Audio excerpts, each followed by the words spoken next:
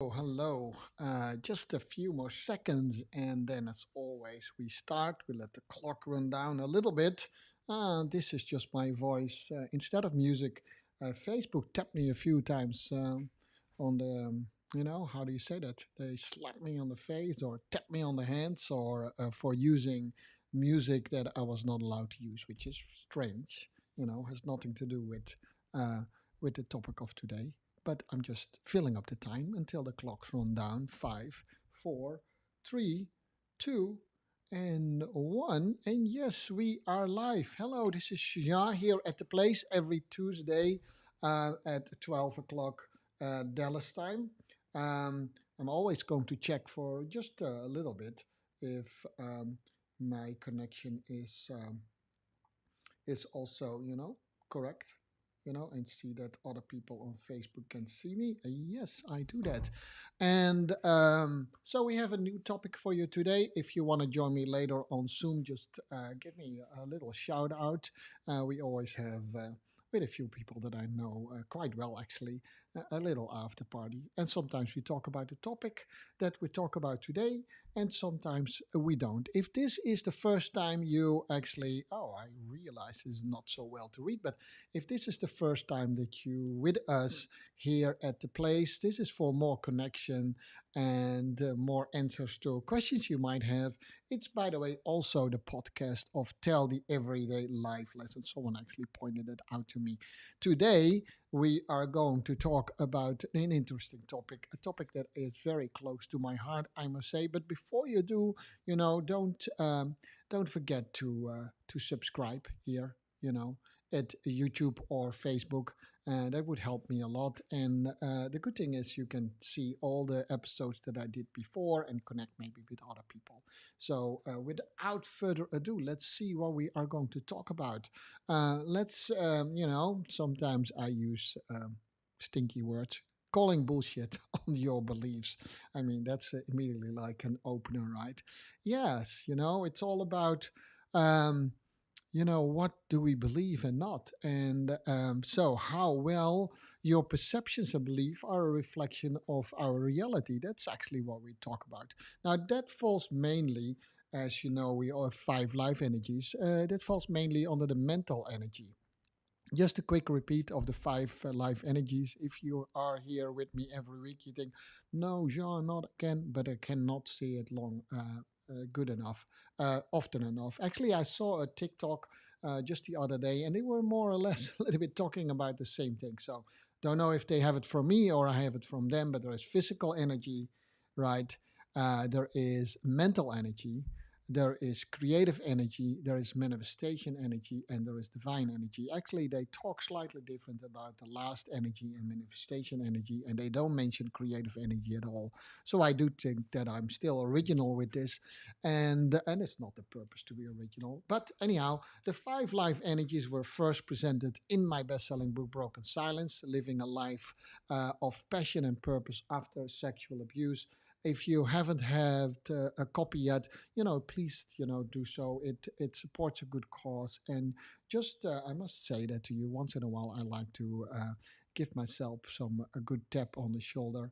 Is I received a message from someone, and told me how much my book helped him with overcoming abuse. So thank you for sending me that. Of course, I won't mention your name, but nevertheless, I'm sorry that you go through what you've been through, and I'm so grateful that actually my book, was able to help you or maybe give you a little bit of a push or a support in the right direction.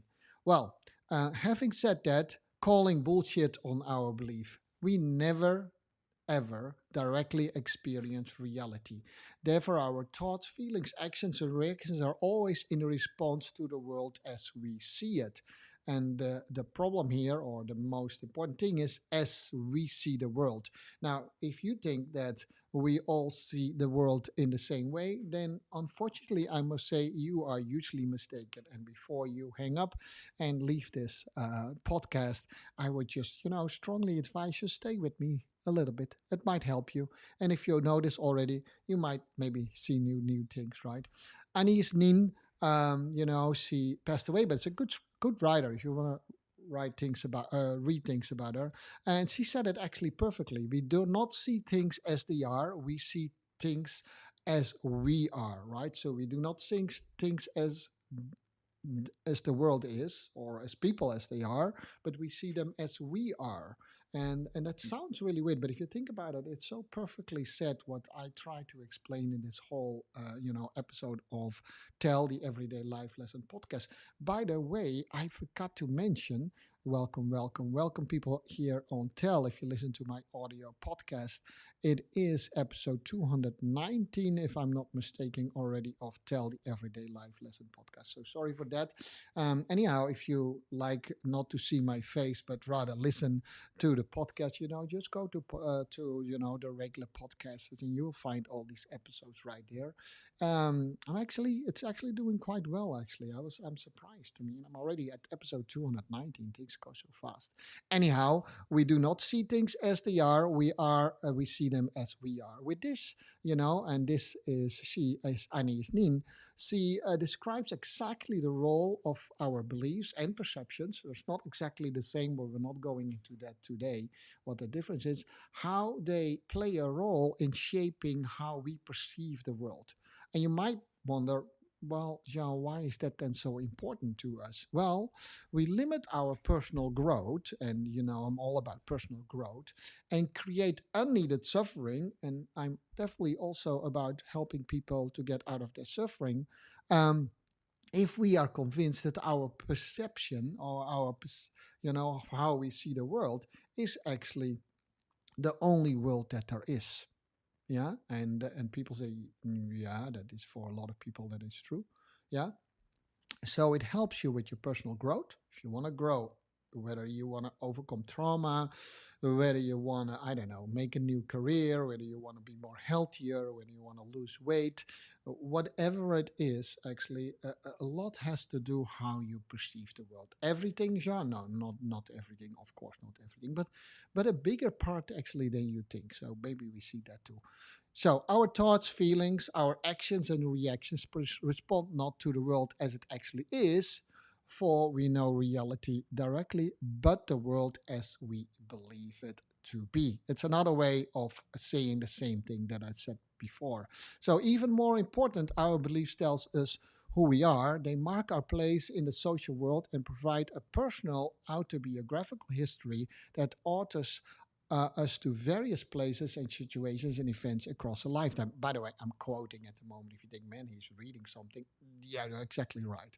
While we generally trust our beliefs and they usually serve us well, they can be very vulnerable to errors and distortion. That's interesting. To understand why this is so, it is important to examine how we are to examine, that's better, sorry for that, how they form in the first place and how they can shift over time. James Alcock wrote a book called Belief, and this episode is all about belief. I would say, pick a copy up. He's a psychologist, a PhD psychologist, and he wrote about this topic and how it actually influences and can influence is in our behavior, the things we do, and the things we can achieve. Let me continue here, not anymore quoting, by the way, but just going on with what it is. So the human brain is, you could call it actually, it's a judgment machine. It's a judgment tool. It's way more, of course, than only that. But one of the things that the brain constantly do is judging. Now, judging is often used as a negative word, but there is nothing negative about the word judging at all. It is just negative if you negatively judge. Yeah, does that make sense? But you have to make judgment all the time, right? If you drive a car, you have to make a judgment whether you go left or right to take the right direction, or whether you slow down or speed up to keep it more safe on the road. So judging is something that is really necessary for our brains and our minds to do well. Unfortunately, unfortunately, it comes down to the how the brain functions. It can only judge with information that it already has, right? It cannot judge over information that it didn't had before. So while you judge, it also keeps collecting information. Now, Remember those two things, right? So our brain is judging and it's also collecting information. Say that slightly different. Our brain is judging on information that it already has, while at the same time it is also collecting new information. Now, you can only so you often make a judgment on things that you know. How often does it not happen that you maybe misjudge a situation because you were not aware of all the information that you needed for that situation? And it could be in a miscommunication that you had with your spouse or with your partner, right? They said, "Oh, I did not know that," right? She might be late from work, and then you're angry because you maybe think that she's drinking with a colleague, while she already told you in an email that you have missed, or in a message that you missed and did not see that there was an important meeting or there was an important client coming over. Now, whether that was true or not, that's not my judgment. But to continue a little bit with the story, if it was so that my partner in this case over time actually gave me several lies, and about, this is not true, by the way. I'm just making this up, right? In the past, we're making like excuses of being late because indeed he or she was hanging out with a colleague. Then my judgment will not be likely to believe that new information. Does that make sense? So these things are quite intertwined, right? So the brain, it makes judgment based on the information it gathers from the outside world, and what each of us thinks, feels, and does in reaction to the world around us is determined by the assumptions and differences it develops. So over time, when we collect information, and I'll come back to this. Strangely enough, we also very selective in what information we collect. We all have all, yeah, I say all. There is literally no exception here. We all tend to collect information that confirms what we already believe. We all, this is what you need to write down, guys. If you want to take something out of these coaching sessions that I do, is write this down. We all have a tendency to collect information that we already believe. In other words, I'm almost jumping to the end, we actually start to build up and make our own beliefs that we already have stronger and stronger. And we often believe that is the reality. If I have a different belief, I collect different information, and hence I see the world different because my belief and perceptions are differently shaped. Does that make sense? I'm not saying it's better or worse. I'm just saying the way that is. So in general, that's a good thing, right? If you drive a car a lot, then you get a lot of information how to be more safe on the road. And it proves, statistic proves that people who do things a lot, like driving a car, are typically more safer drivers than other people. Typically, right? It's not always true, but it's typically. So someone that is a little bit more proficient and more experienced in things, hence go back to, it's a very simple formula. Hence, over time, this person has collected more and more information around the things that he or she is experiencing. So she or he becomes better in what they're doing. So, in general, that judgment thing, that collecting information to confirm your beliefs is often a very good thing. But unfortunately, I would not do this podcast if it was all nice and beautiful, because then there's no learning in that, right? We wouldn't be able to make sense of anything or navigate the world without the ability of our brain to digest information. The difficult aspect is that our brain doesn't think about this object. We don't have an objective view about it. I already explained it. We cannot possibly take on all the information that we see in a day. And when I grew up, that was a lot easier. There was hardly any television. I like in the after party last week, or was it maybe the week before, I talked with some people, also old people like me, that we grew up with no television, or there was only black and white, and we only had three broadcast stations in the Netherlands. Seriously true. Anyhow, the information nowadays, we are bombarded with things. It's not only the television, and it is what we see when we drive around. It is what we see when we have a phone in our hand. We are bombarded with information. right? And it's not only advertisement, it is what people shout at you. It's the world has become more crazy, if you want to say that. And if you, like my daughter, grew up in that area, then you mind, she's yeah, well, of course, all my kids are special, but she takes time to exclude herself from all that information. She's a little bit more introverted. Other people like me, I'm extroverted, so I'm put myself more open to a lot of communication for the right or the wrong reason. Anyhow, I digress a little bit, as always. Yeah.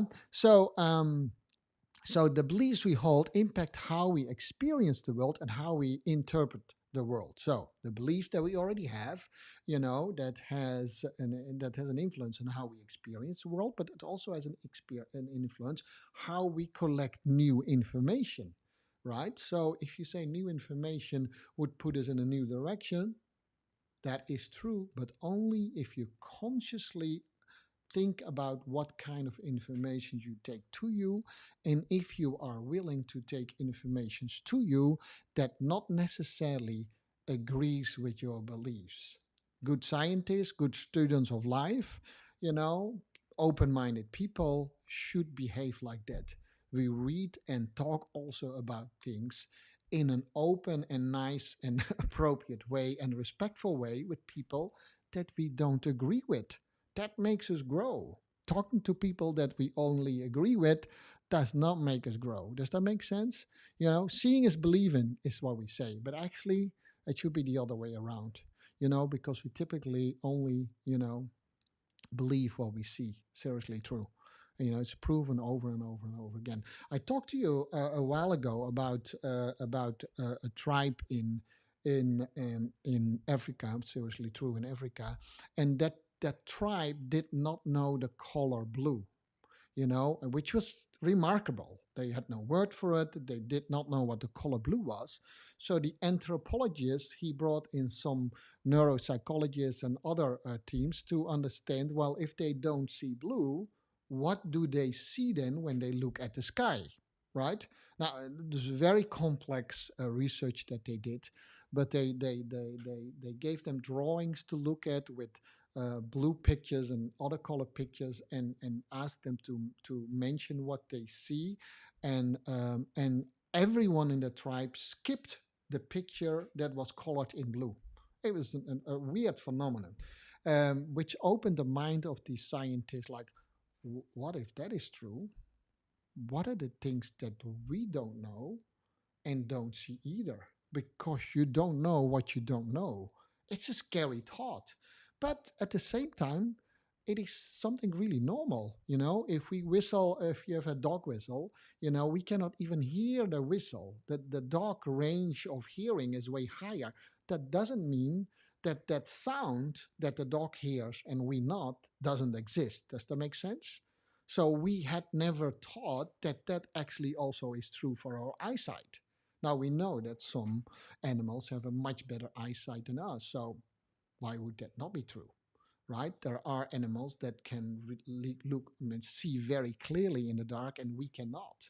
Does that make sense? So just by that, we should actually be a little bit more careful to say, I know it's true because I saw it. Oh, yeah. Well, I can already give you at least one experiment where that's not true, right? Does that make sense? So, what we perceive is influenced by our beliefs, but also by our own capabilities. And our capabilities are shapes about the skills that we have, right?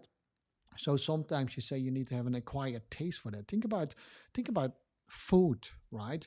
Um, People with, unfortunately, sometimes a very poor upbringing in food, and could be any kind of circumstances, they have a hard time disseminating a lot of types of flavor. If make it very simple, if you grew up only with McDonald's and milkshakes, right? Don't expect that if you bring that person to a fancy restaurant, they might or might not like the food. That's personal preference, but they probably are not able to understand the flavors that go into a dish. And I can definitely say that when I start working for corporate, you know, you know, we are not a fancy family at all. I didn't grow up in a fancy family. Yeah, we had a bottle of wine that we probably bought at the Albert Heijn for $4 or something, right? The Albert Heijn is a grocery store in the Netherlands, and so I hardly knew the difference between red and white wine, and I truly grew up with the belief that white wine is for fish and red wine is for meat. Well, later on I learned no, it's not that simple actually. But and then I met a guy, and it was much later in life, to be honest, when I met a guy, and he was really enthusiastic about wine, and he saw me ordering, and I was having dinner with this person. It was a business dinner, and he saw me ordering a Coke during dinner, and he was appalled. He said, "Sure, what are you doing? You love food so much," which I did already then. I cooked. I said, "How can you drink Coke? Do you not know that Coke actually ruins your taste buds? So, you would not taste half of the food that you eat." And I said, that all that bullshit. I'm sorry for the word, by the way. All that bullshit with, you believing that. I said, "Okay, but let me try it." He said, "Okay, at least you can try." So I put away my Coke, and I took some water, and I with the water spit it out, right? And he paired my food up with wine, and there were two things, like my eyes were like this, like, oh my gosh, it tastes so much better.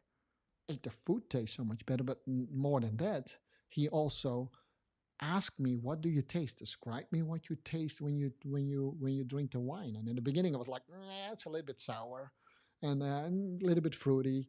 But over time, actually, I was able to more and more understand that. And then the story doesn't end there.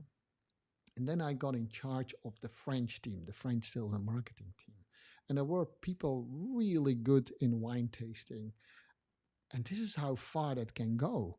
There was a woman there, who worked there. She could not only say what wine it was, and I'm not saying it's red or white. No, they could definitely say whether it was a, I don't know, a Shiraz or a Bordeaux or Malbec, whatever you have, right? So she could do that exactly. She could actually say what region it was from, but not just in a big way like a Bordeaux, but from the house it was from, and she had the year down of the wine also correctly, and not with one wine, with several wines. I was astounded that, and I learned then that there are way more people do that, and that they have kind of fun contests of wine tasting of people who do that. She was just good, and she was an amateur. She was really good at it. Even the guy who who guided us through it, he was great. Another colleague whose wife was a sommelier, and that means knower of wine. He thought he would win the contest, but he didn't. He didn't. The strange thing is, this woman could also do it with cheese. She was actually an expert in cheese tasting. Did you know that you could do that? That you could taste and say, okay, it is from that, it is that brand, and it is old. I did not know that, to be honest. So, does that make it not true because I didn't know it? Well, these kind of things we just astound. It's just amazing what people can develop. And it started probably the same thing as with me, when I was drinking first a Coca Cola with my food. And it was not only that wine goes well with food, but it also makes the food taste better, different, or you taste more, maybe not necessarily better. And I learned a lot. Okay, completely off a tangent, at least from, it's not really off a tangent, but it's more as an illustration of this. And I'll skip one of the other stories that I prepared, because this story I did not prepare at all. So, believing is seeing is what people say, but it's often the other way around, right? So it is more we see what believe. It doesn't stop there though. Does it? Cause it is way more trickier. We call that confirmation bias in psychology. And confirmation bias is a principle that says that humans are biased, we are preconcepted, to notice information that supports our view or our beliefs, our ideas, and to reject information that does not. Try to deny it, because it's absolutely true. You have to have a mental different choice. You need to make a mental different choice to do that differently, to constantly say. We had many occasions in the COVID time where people say, I just don't believe in in vaccination, right or wrong, or other people would say, I do believe in vaccination. None of them not. A lot of those people didn't go after information that would challenge their beliefs. Some people do, by the way, other people don't. Doesn't always mean that about right and wrong. I mean, I respect both sides of this. I'm just what I always ask during that time, can you at least do your homework? You know, there were people in my country, I was astounded to hear that, people that believed that 5G was influencing COVID. And they said it at a time that 5G actually was not yet in the Netherlands. It was kind of funny, right?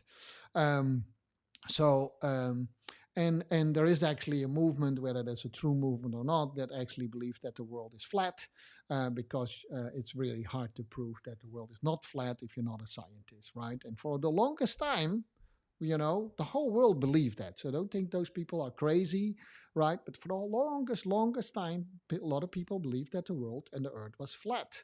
And actually, the people who started to say that the world was not flat were seen as crazy, right? And it was only a few people by bit that opened their mind, you know, and wanted to listen to those people that say that the world was not flat. Now, I'm not, you know, saying you need to go one way or the other. I'm just saying, you know, inform yourself well and not inform yourself only with the things that already support your point of view, because we all have a tendency to do that already.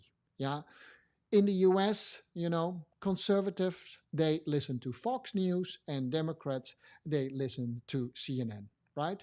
And the only news we see in the Netherlands about the US, the UN is CNN, and therefore a lot of people think that everything that CNN says is true, and that's the view of the United States, which is absolutely not true, because there's at least one half of the United States that has a different view. Only in the Netherlands you cannot see that news broadcast. You know, that's how the world works. So, anyhow, let me not go into politics here.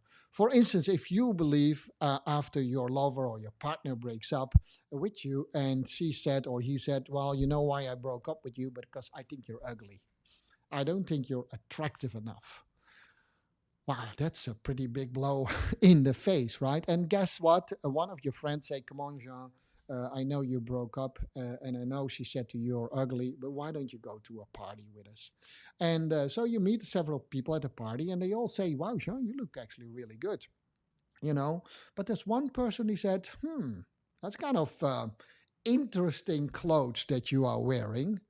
Guess what? You would remember most from that party. You remember most from that party a little bit of a confirming thought that has affected you so well at the breakup. It's a little bit of a traumatic experience. So it doesn't have to be a belief that you have built up over time. It can be something that happened to you in one occurrence. For instance, an accident. You made one accident with a car, and which we see. Let me just do this a little bit. Someone wrote this.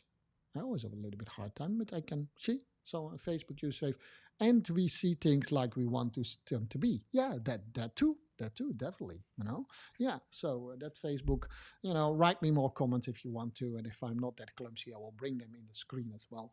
But anyhow, so it could be one occurrence that happens to you. You know, it could be an accident that you have, and you will notice that the next time you will be more afraid when you encounter the same situation. We call that a trigger. So you think like, yeah, I'm not so sure if that's all true what you say. I can prove it to you very easily. If you ever got sick once from eating a certain dish, right? And it might be because the dish was wrong, or maybe you were not just in a well state of being. It doesn't really matter. I can guarantee you the next time that you eat that dish, you probably say, let me not do this. Last time I got really sick from watermelons. Now, I got sick from watermelons once. That's why I do it. But that was because, you know, I had a sunstroke, as they call it here, zonnesteek in the Netherlands.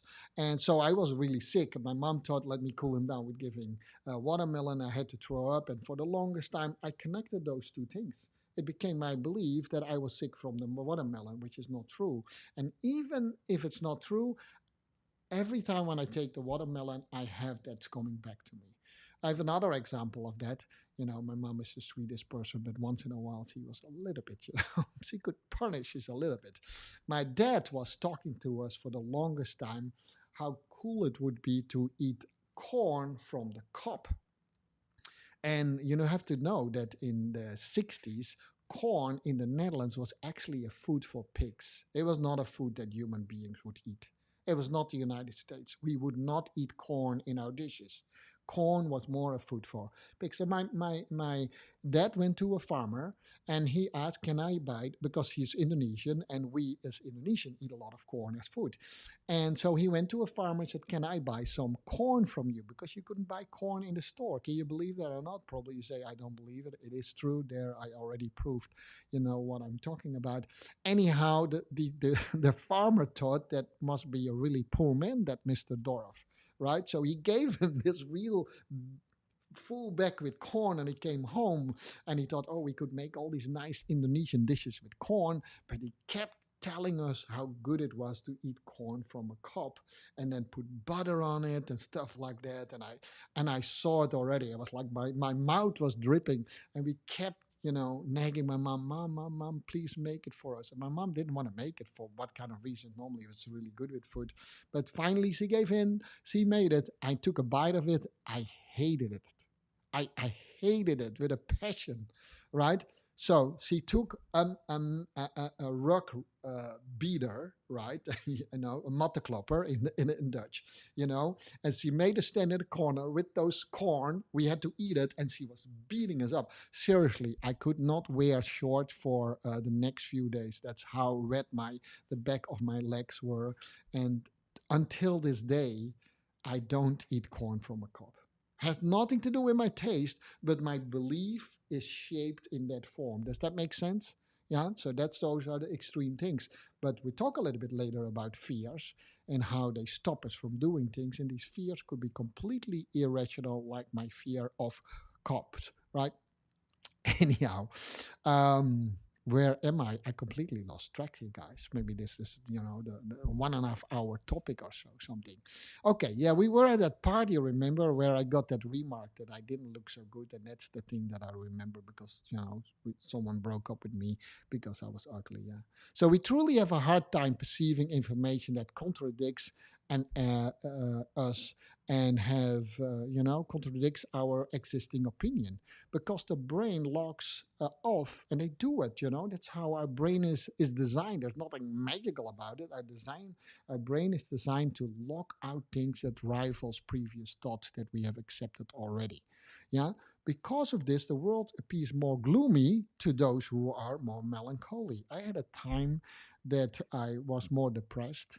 Seriously true, is a serious different story. And guess what, in those episodes, I saw the world more depressed. I saw more angry people. I saw less people that are laughing to me. And I have a really open face. Normally, I meet always people that talk to me and smile at me. Seriously true, because that's just who I am. But I went through, and maybe it was just a period of time that he had to learn that it is not so, not so easy to say, put on a smile and the world look better, right?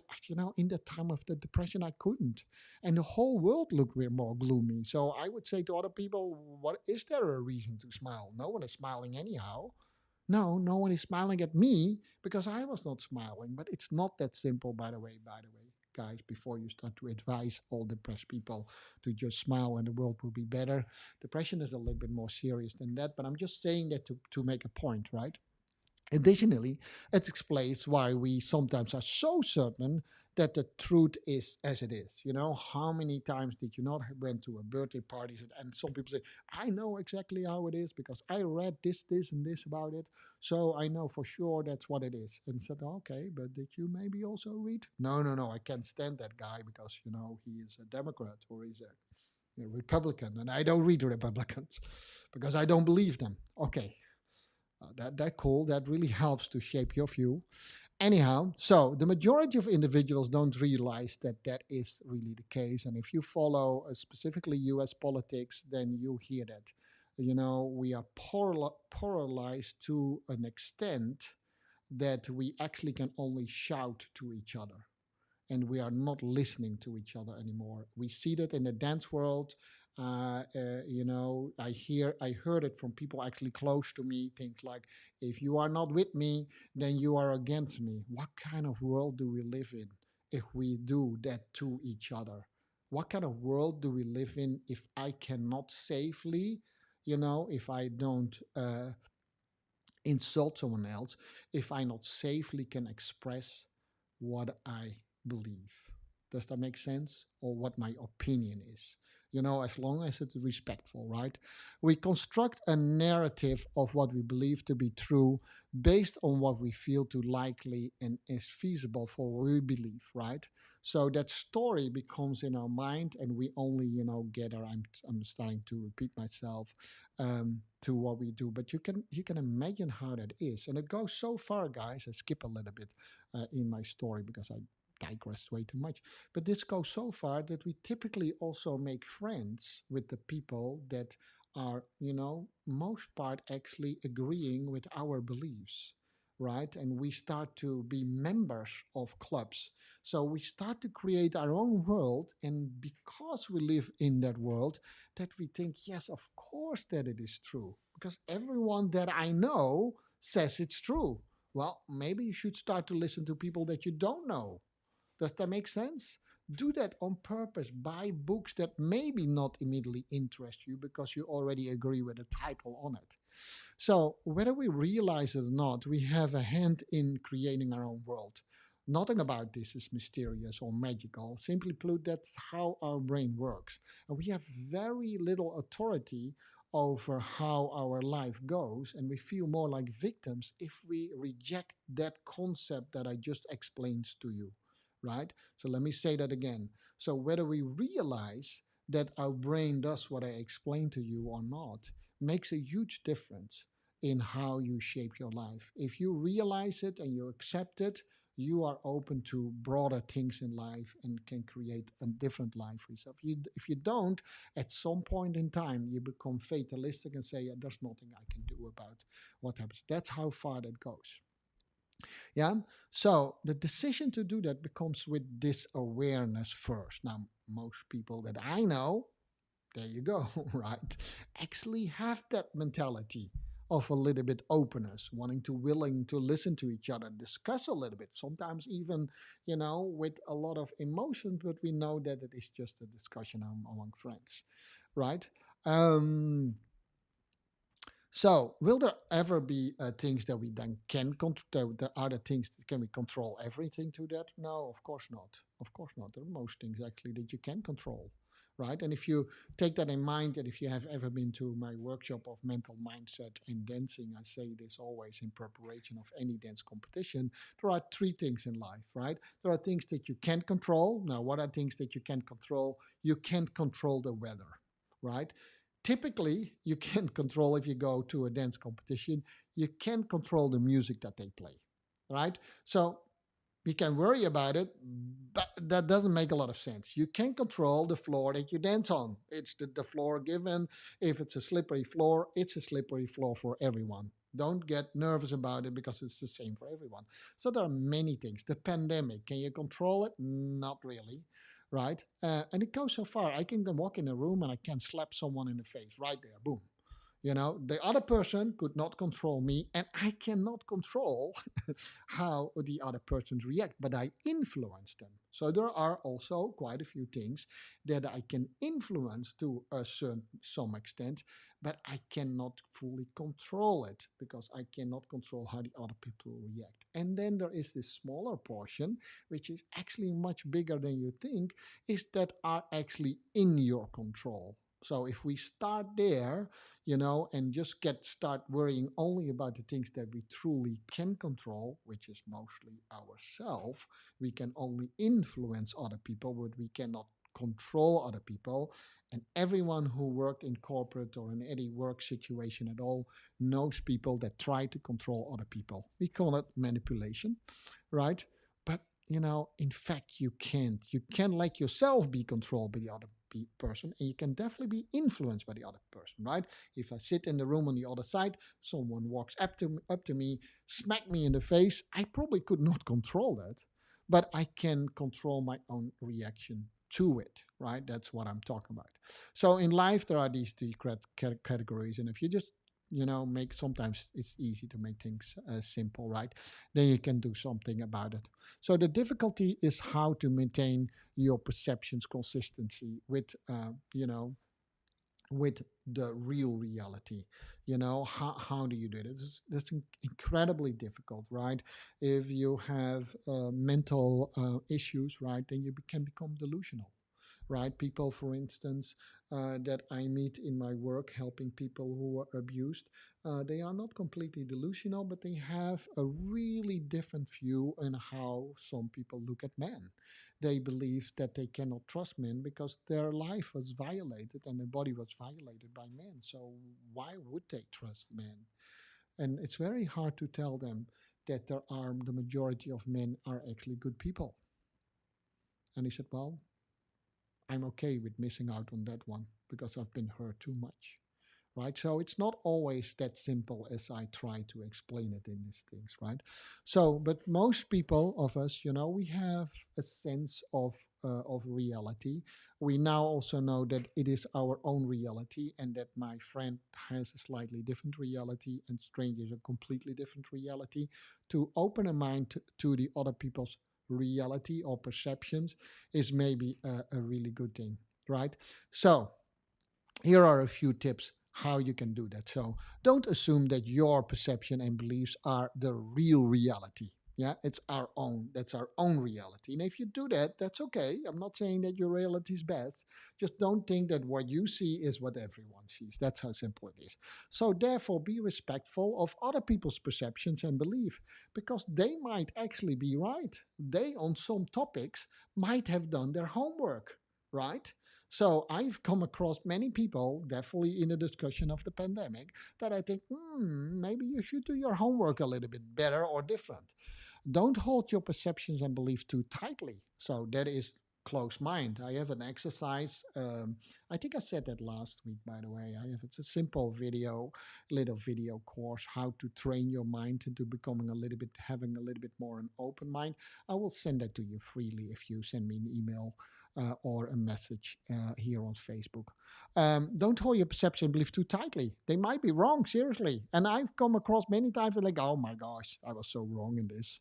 And just admit it, have some fun with it. So be aware of any biases you might have that might affect your perceptions and beliefs. So definitely, we had a lot of biases. When I grew up, it's literally, I was with two other people among 2,000 students, the only three people of us from a different ethnic group. Seriously, I grew up, we hear that discussion a lot in the US, like black and white. Trust me, I know how it is to grow up with a different skin color than all the other people around me. And I also know that I have never been, incidents negatively been affected by it. But I also know that the same people with the same color like me constantly said, oh, they look at me because I am looking like this. I never had that feeling. I thought, okay, I'm different, so what? It's your mindset. I was lucky to have that positive mindset. But I felt it sometimes when people looked at me or they said, you guys smell different. I said, yeah, that's because my mom cooks so well. I never took it negative. I invited them to come home. Come with me. You can taste the food, then you know why my clothes smell like this. Does that make sense? Anyhow, so be aware of your own biases, right? But we do, to be honest, as Indonesian people, I cannot say Indonesian because I'm Indo, that means a mixed culture, but that's too hard to explain at the moment. We said sometimes things like, oh, those white people, they don't know what food is. We do that, right? We have our own biases. And if it's a little bit in that kind of a funny way, it's maybe okay. Let's make sure that those biases don't become really racism or sexism or other things, right? Then it's okay. But we grew up, do know that we all grew up with biases. It's almost not to. So challenge your perceptions and belief. Do they hold up under the microscope or reality? And it's not for everything, if you believe that white rice is better in fried rice than brown rice, I mean, who cares? To be honest, right? But if it comes to other things, you know I was a firm believer of, I think we should all be vaccinated. Do think that I did my research and tried to find opposites, and I found many, scientists withholding arguments why you should not be vaccinated. I still need to make my own opinion because you almost in those situations never get a clear answer. At least I informed myself well and I made my decision. But I now have a better understanding why some people take a different decision. Does that make sense? That's what it's all about. That you have kind of respect for someone who takes a different decision than you do. Does that make sense? Challenge your own perceptions, even and specifically when most of the people already confirm your own beliefs. You have more to protect the minorities. We have to understand where they are coming from, too. Does that make sense? So seek out validation from experts and credible others. Don't ask your friends, like I said, because they likely already have the same perception and belief as you do. And that's a hard thing to do. Do it on the things that really matter, by the way. Don't do it on everything. If the overwhelming body of fact calls for it, be willing to change your perception. Yeah, sometimes, even in the face of a lot of evidence, some people still say no. I know people who still believe that we have not been on the moon. Anyhow, let me end this episode. It's a little bit longer than actually, it's 45 minutes, not too bad. I always say change your mind and change your life. You could also say change your mind and change your dancing. I truly believe that some of my students actually have witnessed it, that only by talking to them, I can truly change the way they dance, right? Change your mind, change your dance. But you can also say change your mind and fill in the blank. Change your mind and change your relationship. That doesn't mean that you have to swap out the partner that you have, but maybe you can look at things differently. And so that's it. If you look at your work, maybe, change your mind about it. Maybe you can change your work too. In the end, just change your mind and change you if you feel that you need to change. And change doesn't mean a radical change. I'm only talking about personal growth. And there are all areas that we can grow in. So, and it starts with an open mind, and it starts with calling out the bullshit on your own beliefs or most of your beliefs. Yeah, don't attack your whole life, but do the things that you do.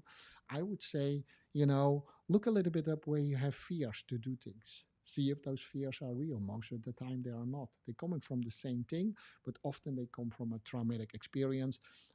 Jokingly, I told you the story about my corn and eating my corn. But I can tell you, just my experience with being abused hindered me for a long time because I held beliefs that turned out not to be entirely true for most situations that I was in. And I still am affected by it, by the way, where trust is a big issue for me. And maybe there are other issues for you. And when you do that openly, like I do, things will happen. And maybe that is a little bit magic. Maybe it's not only how a brain forms, but just the willingness to change your mind on these things. Maybe that is a little bit magic. So, with having said that, I'll leave you with these thoughts. This was, episode, what was it again? I almost forgot. No, not I almost forgot. I completely forgot. This was episode 219 of Tell the Everyday Life Lesson podcast. I hope to see you next time here at the place or in my podcast. So with that, I say to you bye bye, and then of course, as always, don't forget. By the way, I never changed the scene. Don't forget to like. It would help me tremendously. And with that, I say to you, I'll see you next time.